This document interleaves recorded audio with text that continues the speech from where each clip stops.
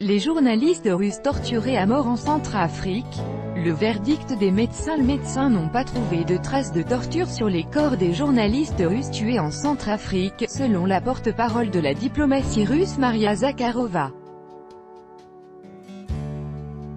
L'examen des corps des 3 journalistes russes tués en République centrafricaine a établi qu'ils n'avaient pas été torturés, a déclaré aux journalistes la porte-parole du ministère russe des Affaires étrangères Maria Zakharova.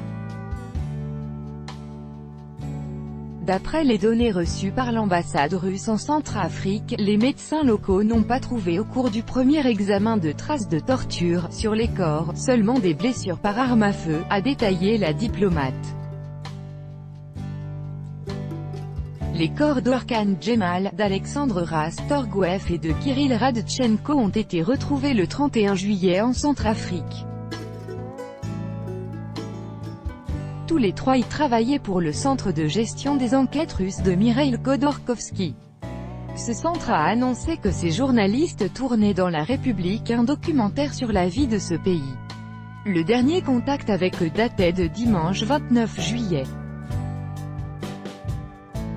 Ce qui s'est produit en Centrafrique. Les premières informations sur la découverte en Centrafrique de 3 corps avec des cartes de presse, supposément des ressortissants russes, ont été rapportées le 31 juillet aux alentours de 16h30, heure de Paris. Puis, une source au courant de la situation a annoncé que les défunts possédaient des pièces d'identification périmées de différents médias.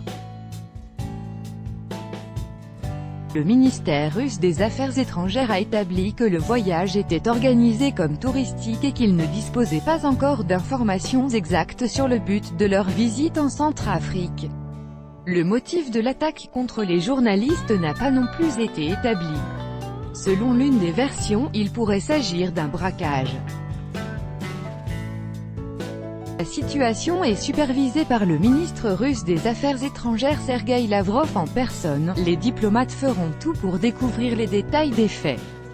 Le ministère apportera également son aide pour le rapatriement des corps des Russes défunts.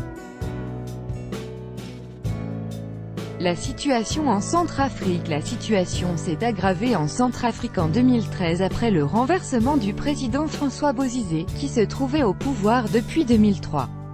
Les groupes chrétiens anti-Balaka, des milices d'autodéfense mises en place par des paysans en République centrafricaine, se sont opposés aux combattants du groupe islamiste Seleka, qui avait renversé le chef de l'État.